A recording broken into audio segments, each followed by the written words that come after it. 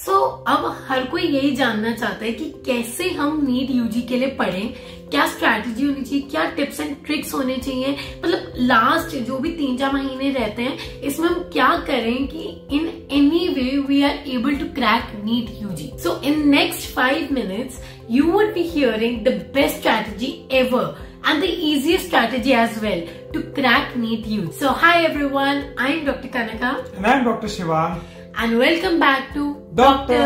Duo. So guys, मार्च start हो चुका है। रादर जब तक आप लोग फुल फ्लो में आओगे, जब तक इस वीडियो को देख के आप फॉलो करना स्टार्ट करोगे, ऑलरेडी हम मिड मार्च में होंगे and exam most probably by the end of June और the first week of July में है।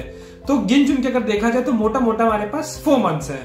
अब इस 4th month को बहुत इफेक्टिवली एंड बहुत जुडियसली हम लोग को यूज करना ही करना है एंड इसीलिए अगले 5 मिनट जो हम बोलने वाले हैं उसको एकदम सुन के दिमाग में घुसा लो, बिकॉज अगर आपने उसको बहुत अच्छे से फॉलो किया then you are certainly very close to your success and selection of NEET. And इसमें we'll be just telling you one thing, not like other videos जिसमें 100 चीजें बताई जा रही होती हैं, you are not able to follow anything, but इसमें हम सिर्फ एक चीज बताएंगे आपको जिससे शॉर्ट सक्सेस है। और ऊपर से एक बहुत सरप्राइज अनाउंसमेंट भी है। We have a very very special announcement for you all only, so उस वीडियो को एंड तक जरूर देखिएगा to hear that announcement. So now when you are just left with 4 months, I would say कि ये I think सबके लिए एक रिविजन फेज चल रहा है। वी ऑल से कि 2 या 3 बार रिवाइज हो जाना चाहिए, 4 बार रिवाइज होना चाहिए, पर रिवाइज करना कैसे है? तो revision strategy is a very important thing. Till now we have been talking about preparation and revision strategy and the link is above, so you should watch our video. 3 revisions अगर आपने थोड़ा सा भी पढ़ा कर तो 3 रिविजन्स बेस्ट माना जाता है। वो 3 रिविजन कैसे पहुंचना है, कितना टाइम ईच को देना है, we already have a video on that, do watch that, we'll link it below. So the most important thing which you have to remember is retrograde revision strategy. Now what is it?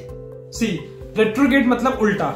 अब guys देखो, I'll tell you one thing, एक difference जो toppers और normal में क्या difference होता है, सब पढ़ते हैं यार, बहुत लोग मेहनत करते हैं, लेकिन सिलेक्शन सिर्फ कुछ ही लोग का होता है। ऐसा नहीं कि जिनका सिलेक्शन नहीं होता है वो मेहनत नहीं कर रहे होते हैं, एक स्ट्रैटेजी में डिफरेंस हो जाता है।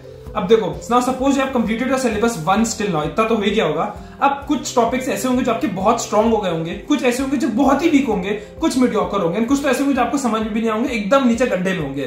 बट हम लोग को नहीं पता होता है कि which topic is strong, which topic is weak. Obvious सी बात है, अगर आपने वीक टॉपिक को ज्यादा टाइम दिया और उसको स्ट्रांग कर लिया, बिकॉज स्ट्रांग यहाँ पे ऑलरेडी है, वीक यहाँ पर है, आपने टाइम इतना दिया कि वो वीक टॉपिक ही स्ट्रांग हो गया, देन आप कंपटीशन में बहुत आगे हो गए। बट आप स्ट्रांग को और स्ट्रांग करो और वीक को यही छोड़ दिए, देन डेफिनेटली आप 4 स्टेप बाकी सबसे पीछे हो गए। ऑलरेडी पेपर का pattern is so simplified now, तो the only way to actually succeed and get a desired rank is by strengthening your weakness, not by just strengthening your strengths. तो mostly सबकी weakness या तो physics होती है, या तो केमिस्ट्री होती है, या फिर आई थिंक बायो भी हो ही सकती है, कुछ स्पेसिफिक चैप्टर्स, कुछ टॉपिक्स बहुत वीकनेसेस होती हैं, वी डोंट इवन नो कि क्या क्या वीकनेस है हमारी। तो अब इस रिविजन टाइम में आपको इसी चीज पे फोकस करना है। You have to do retrograde study, that is सबसे पहले आप क्या करोगे, आप एमसीक्यूज करोगे। एमसीक्यू में क्या आता है, जो भी तुम्हारे प्रीवियस ईयर क्वेश्चंस हैं और जो भी एक रिलायबल सोर्स है एनसीईआरटी से रिलेटेड आपको एमसीक्यूज बना के दे रहा हो, आप वो सब करोगे। When you are doing MCQs, then you will realize कि ओ ये लाइन तो हमने अपनी स्किप कर दी थी, ये लाइन तो हमें याद ही नहीं थी।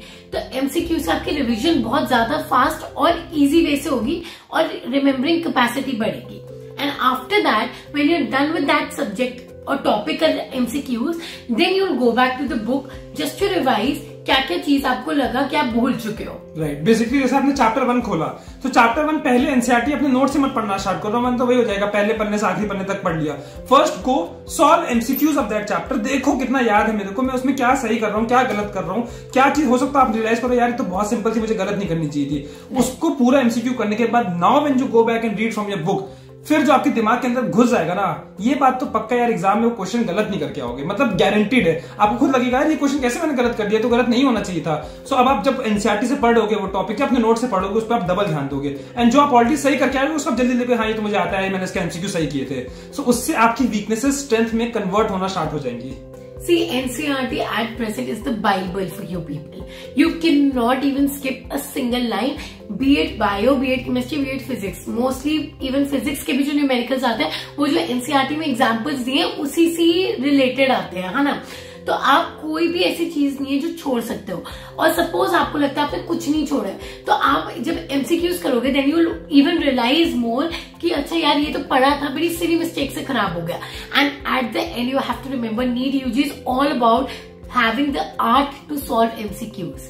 In the end, obviously, it is tough to remember like 3 years of 3 subjects of 11th, then 3 subjects of what do we say 12th, and 3 भी नहीं, बायो को भी हम वो zoology और botany में डिवाइड कर लें तो काफी बहुत चैप्टर्स हो जाते हैं, नियरली लाइक 98-100 तक चैप्टर्स हो जाता है। तो इट इज वेरी टफ कि हमें लाइन टू लाइन याद हो। पर अगर तुम एक बार उस चीज का MCQ सॉल्व कर लोगे ना तो वो चीज तुम्हें 100% रट जाएगी। सी अभी मिस्टेक्स करो, जितनी मिस्टेक्स अभी करोगे ना उतना बेटर आपके लिए, बिकॉज जो मिस्टेक्स आपने अभी आज एमसीक्यू आज टेस्ट में कर ली वो एमसीक्यू में आप जब वही एमसीक्यू आपके नीट एग्जाम में आएगा या उससे रिलेटेड टॉपिक से भी एमसीक्यू आएगा तब आप वो मिस्टेक नहीं करोगे। So it's better that you make mistakes now so that you can prevent making those mistakes in the final exam itself. या एंड इसके साथ you have to do previous year questions as well, and I would say after some time or maybe right now start with your grand test. जब तक आप grand test नहीं दोगे आपको नहीं समझ आएगा आप कहाँ स्टैंड करते हो। नाउ सी ग्रैंड टेस्ट और मॉक टेस्ट जो भी आप इसको बोल लो that is very important because अब यार वो 3 सब्जेक्ट्स में डिवीजन है। When you are giving MCQs as a whole ना तब आप रियलाइज करोगे यार ये सब्जेक्ट मेरा बहुत वीक है। आपको लग रहा होता है फिजिक्स बहुत वीक है, लेकिन फिजिक्स बहुत वास्ट चीज है बेटा, ऐसा नहीं है कि बस फिजिक्स वीक है तो आपने दिमाग में बैठा लिया। अब आप उसके मॉक टेस्ट दो, जब आप मॉक टेस्ट दोगे आपके सामने आपके मार्क्स खड़े होंगे, फिर आप देखोगे यार मेरे इतने मार्क्स कम क्यों है, मैं कहां पे कम स्कोर कर रहा हूं। Then you'll see maybe you यू रियलाइज कि यार बायो का ये टॉपिक की वजह से मेरे मार्क्स कम हो रहे हैं। अभी तक आप बेचारे फिजिक्स को ब्लेम कर रहे थे लेकिन गलती तो कहीं और हो रही थी, बट वो गलती आप तभी अपनी पकड़ पाओगे अगर आप बार बार मॉक टेस्ट दे रहे हो। यू आर सीइंग कि यार why am I getting that less score, जो व्हाई वाला फैक्टर है, जिस दिन उसका आंसर मिल गया आप उस पर वर्क करके अपने व्हाई को फिनिश कर लोगे, फिर आप अपने मार्क्स को देखना कैसे शूट अप करेंगे। मतलब ऐसे नहीं पढ़ेंगे, लिटरली शूट अप करेंगे। अब तक तो सबके दिमाग में आ ही गया होगा कि यार कैसे पढ़ना है कैसे नहीं पढ़ना है। Now coming to that factor कि यार हम पढ़े कहां से, बिकॉज यार मोस्ट ऑफ द कोचिंग्स खासकर जो होती है they do not stick to NCERT. सबसे बड़ा फॉल्ट ये है, it's not that they are wrong but they are preparing you for some battle, but पहले बेसिक तो पहले प्रिपेयर कर लो, लाइक जहां से 99% आना है first prepare for that, then you prepare for that remaining 1% ना। अगर वो 99% ही प्रिपेयर नहीं तो 1% पढ़ के क्या उखाड़ लोगे यार, एंड 99.9% आपका पेपर एनसीईआरटी से आना है। So you need to have a source जहां से सिर्फ एनसीईआरटी आपकी कवर हो जाए। आप ऐसे एमसीक्यूज लगाओ जिससे लाइन बाय लाइन आपकी एनसीईआरटी लिटरली सिर्फ एमसीक्यू लगा के फिनिश हो जाए। और यही बैटल को we'll make it easy for you people and you have to win this battle, and this is what our surprise is.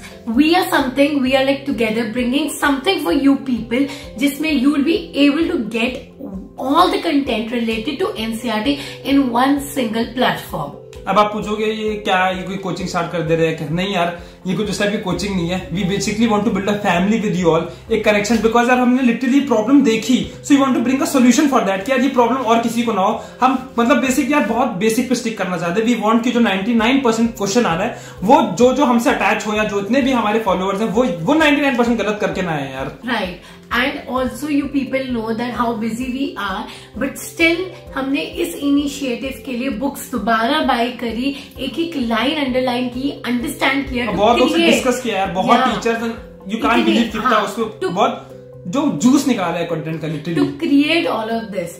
And in the upcoming videos, or even maybe we can have a live session too, जिसमें we'll be telling you what we are actually bringing up to you all people and how we are bringing up to you.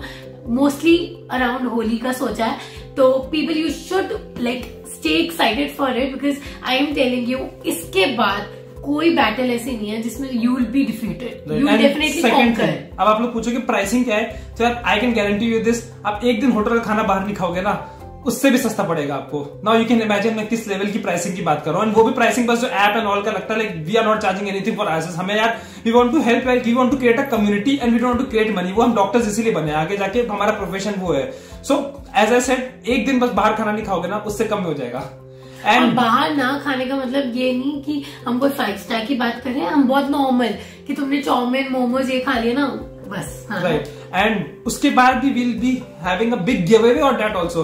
हम 5 लोगों को 5 या 10 लोग को give away करेंगे, but उसके लिए you have to stay tune. मतलब हमारे अपडेट्स लेते रहो। हाँ, बिकॉज इसमें हम बहुत कुछ करने वाले हैं। तो जितने भी नीट यूजी एस्पिरेंट्स हैं, fill in the comment section अपना डिजायर बताओ, why you want to actually become a doctor, मतलब अपने आप को एक्सप्रेस करो।